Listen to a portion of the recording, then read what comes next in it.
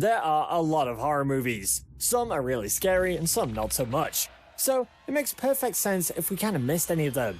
But wait, no more, because in today's video, we're going to be talking about the scariest movies that nobody talks about. Also keep in mind that these movies do get mentioned, but they just don't seem to get the amount of mentions they should. But before we get into it, do me a favor and smash the like button, subscribe to the channel and hit the bell icon for notifications whenever a new video is published. So without further ado, let's get right into the video. Number 6. The Wax Mask. At number 6 we have The Wax Mask. There's quite a bit of history to this movie. In the 90s, legendary Italian film director Lucio Fulci's health was in an extremely poor state. Therefore, Dario Argento decided to help Fulci to discover and develop a new project. But unfortunately, Fulci passed away during the production of the film, so the directorial role was taken over by special effects artist Sergio Silovetti. This movie was released in 1997, but the special effects in this movie are even better than some of the movies we see today due to his influence. This movie is a tale of a wax museum in a little Italian village, and all the wonders it does for the community. Of course, by wonders, I mean freaking terrors. There is a man kidnapping people after injecting them with an unknown substance via steam pug needle and turning them into wax figures. And not only that, but this man also has a metal claw arm which he uses to rip people's hearts out of their chests. The fun part is you get to see all of this. You get to watch people hollowed out and turned into wax figures by an amazing dehydrating machine. You get to see every kill, every act of violence, and if you like body horror movies, then this one is the one for you, my friend. It's an absolute crime that this movie doesn't get talked about enough.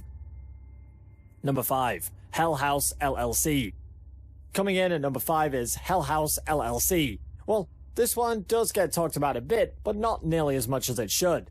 When it comes to found footage horror movies, this one ranks amongst the top of the list in my opinion. Hellhouse LLC is quite unique in its own way. It doesn't rely heavily on jump scares like the other movies do. The fake documentaries about the fake found footage angle is pretty cool. It provides a creepy atmosphere while telling the story. Some even question whether this is based on a true documentary, but apparently it's not. If we get into the story, well, not exactly a story, because it's shot as a documentary.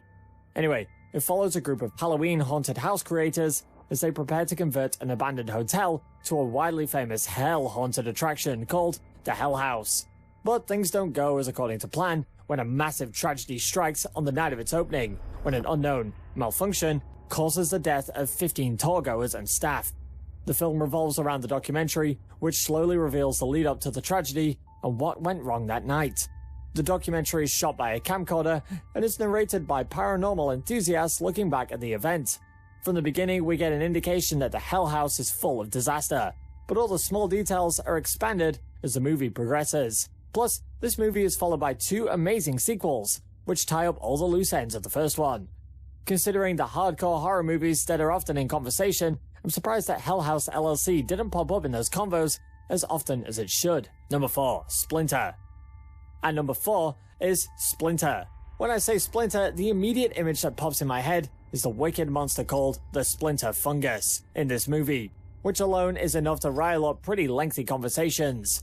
But that doesn't seem to happen for some reason. A couple who's on vacation ends up getting carjacked and kidnapped by a couple of low-rank crooks when they check into a motel. The 4 of them end up at this dingy gas station. This is where things take a rather unfortunate turn, because this station has been attacked by the Splinter Fungus. If I describe further, the Splinter Fungus is a horrifying parasitic alien that jabs itself to animals and humans to kill them and reanimate their bodies as zombies under its control. The 4 folk are then forced to team up to lock down the gas station and survive until help arrives. But this so-called help doesn't know how to deal with this creature either. So these 4 strangers had to be as resourceful as possible in order to outsmart this supernatural threat. You can't really say this movie's a storytelling masterpiece, but every character gets to grow and change a bit. Not to mention that the monster is deadly terrifying. It constantly changes form, becomes even more dangerous and horrifying. It is said that the director worked with some gymnasts to develop some amazing inhuman movements, which works like a charm. This highlights how passionate filmmakers use professional support to make even the small thing much more realistic and interesting. But unfortunately, the industry seems to go away from stuff like this. Number 3. Jigoku. In the number 3 spot we have Jigoku, also titled as The Sinners of Hell. This film was released in the 1960s, hence why it's the oldest movie on our list, and perhaps the reason why it's not discussed a lot these days. When it comes to old school Japanese horror movies, many other movies have been talked about on top of this one. This one is all about being sent to the Buddhist approximation of hell to suffer for eternity. Well, it's pretty hard to summarize this one, because there's so much going on in this movie, but I'll try to give you a good sneak peek. A young student in Tokyo named Shiro is getting ready to marry his girlfriend, Yukiko. Shiro's friend, Tamura, has killed a gang leader previously by hitting him with his car. Tamura doesn't feel guilty about this, but Shiro kinda does, because he was in the car when it happened. When Shiro and Yukiko get in a cab to go to the police to report this, they find that Tamura is the one driving the cab. An unfortunate turn of events causes the cab to crash, killing Yukiko in the process. Soon, Shiro's mother falls ill, and he heads out to her remote community to see her. That's when he discovers an elaborate web of sinning. These sins all come to a head at a lavish party as everyone dies from tainted poisoning, all by the hands of somebody who they have wronged in the past. But death is just the start of their suffering. Jigoku awaits. Well, it's hard to describe Jigoku shortly because it's worth mentioning by a separate video. Jigoku is an absolute art masterpiece that has unfortunately fallen off the radars of the old school horror movie fans. Number 2. Nobody Sleeps in the Woods Tonight. Coming from the oldest to the newest movie on our list, at the second spot it is a Netflix horror called Nobody Sleeps in the Woods Tonight. It is strange that this film has not caught the attention of many horror movie fans, considering that it was released in 2020, the year of horror as some people call it, and also the fact that it is extremely scary for a traditional type horror movie. Nobody Sleeps in the Woods Tonight is about a group of technology-dependent teenagers who go to an offline camp. Sounds fun, right? But things change drastically while the group is lurking in the woods. They encounter a deadly, creepy-headed monster, and from then onwards, it's a desperate fight for their lives. When it comes to jump horror, I would rate this movie pretty high, because most of the spots caught me off guard, unlike the expected repeated spots we see in many other horror movies. I'm not going to go into too much depth of the story, because most of the fun in this movie is based on not seeing what's coming. Although this film has gone under the shadow of many other films, I recommend that you go and check this one out. Number 1. Creep.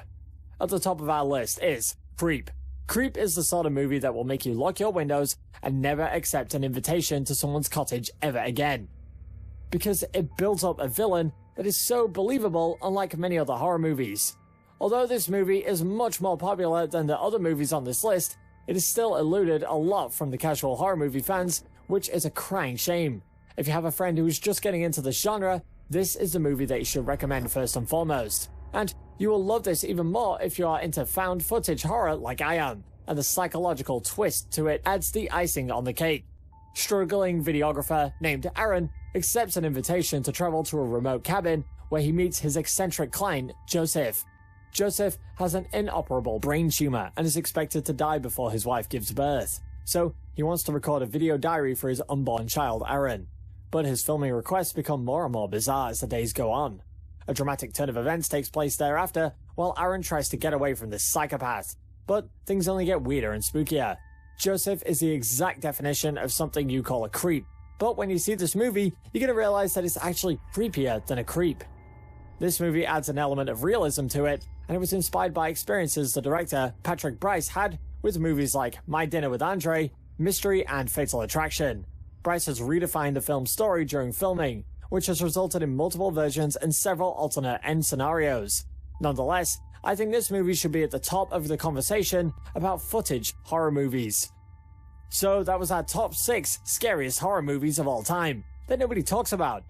What do you think about the list? Do you have any different opinions? Let me know your thoughts in the comment section down below, and before leaving, don't forget to like, subscribe, and hit the bell icon for notifications on our future content. With that being said, see you in the next one.